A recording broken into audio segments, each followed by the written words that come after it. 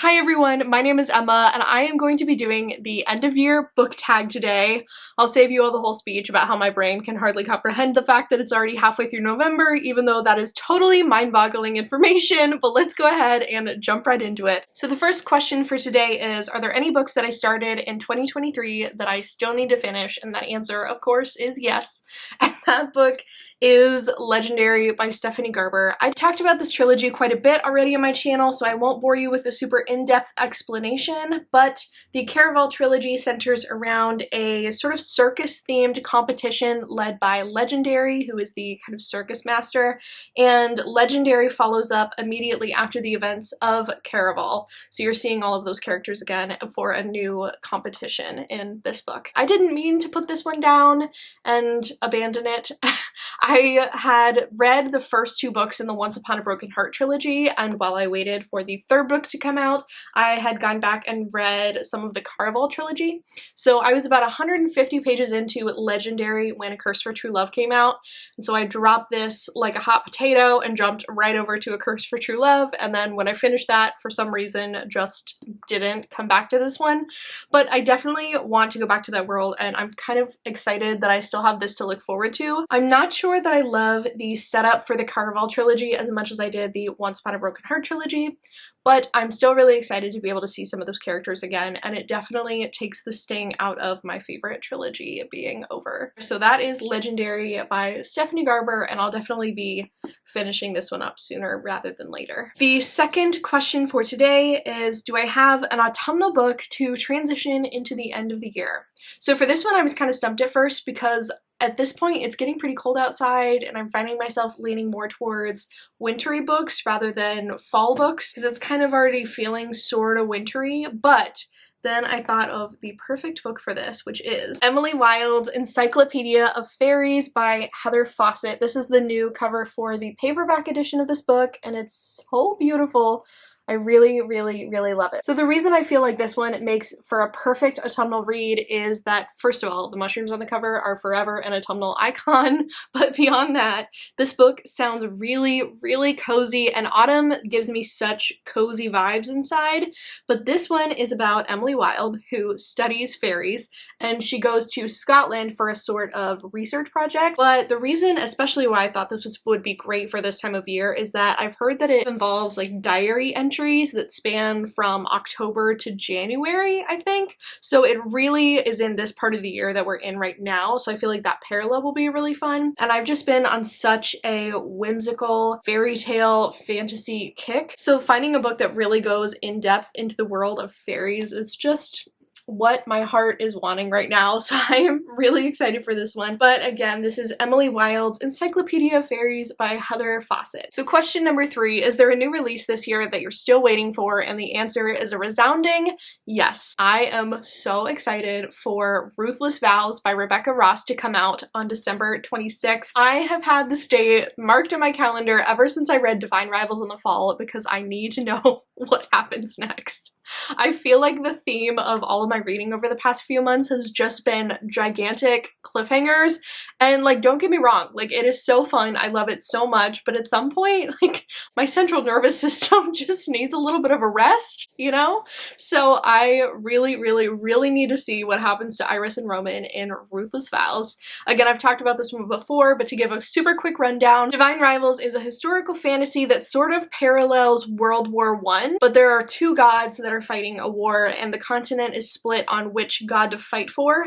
Iris is the main character and her brother is fighting for one god. She is currently working at a newspaper and she is fighting for a promotion against her coworker Roman, who is also a journalist. And I don't want to say too much because this is such a fun book to go in sort of blind, but there's epistolary romance involving an enchanted typewriter, and there's high stakes, and there's adventure, and there's mythology, and it's so cool how all of the different layers just sort of intertwine. So if you haven't read Divine Rivals yet, definitely do so because I am so highly anticipating Ruthless Vows coming out on December 26th. Alright, so question number 4, what are 3 books that you still want to read before the end of the year? So there's a lot more than 3.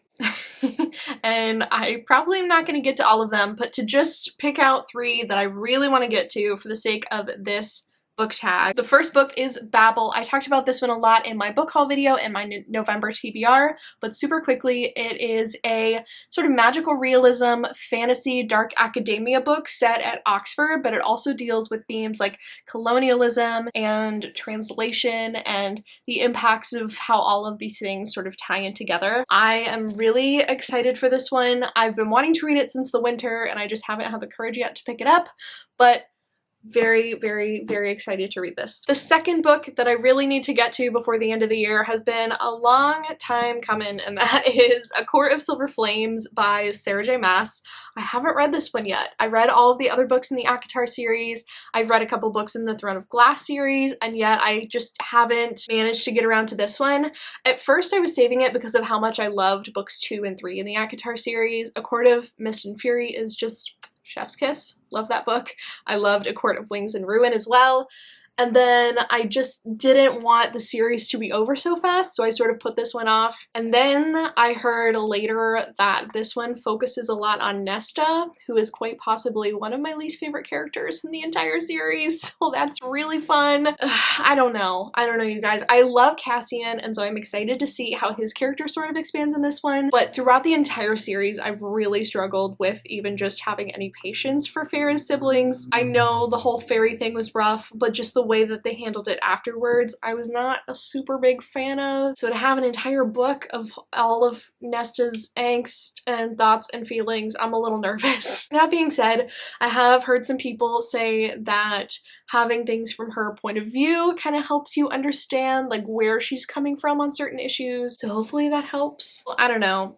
I have yet to be convinced. I'm still pretty suspicious, but I guess we will finally find out once and for all how I end up feeling about the current last book in the A Court of Thorns and Roses series, since Sarah J. Maas did confirm that she will be writing another book, and I am very excited for that.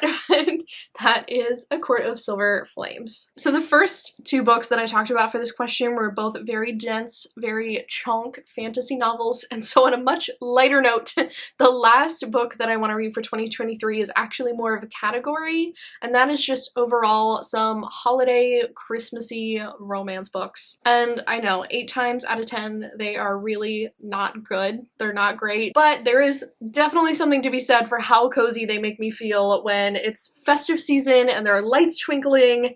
Give me some fuzzy socks, a nice blanket, a cup of hot chocolate, and a Christmas romance, and I'm a happy camper. My family also does a fun tradition where on Christmas Eve everybody gets a new book and a chocolatey or like candy snack, and then we all open our books and eat our fun Christmas snack while we read our new book, and it's so cozy and magical, and I love that tradition. So Christmas romances really just, they hit during that moment. It's great. I'm actually planning on doing a sort of festive bookstore vlog where I go and look for some of the Christmas romances that I'm looking forward to this year. So that'll be coming out relatively soon, but to give you a sneak peek of some of the books that I think I'll be looking for, the first one is A Cat Cafe Christmas by Cody Gary. There's something where there's a cat cafe that's sort of struggling, I think, and so someone comes in and they start to run an Instagram account for the different cats at the cat cafe, and it's also Christmassy, and it just sounds amazing. Another is Love Light Farms, which takes place at a Christmas tree farm, and I remember seeing it all over the internet last year. People were loving it,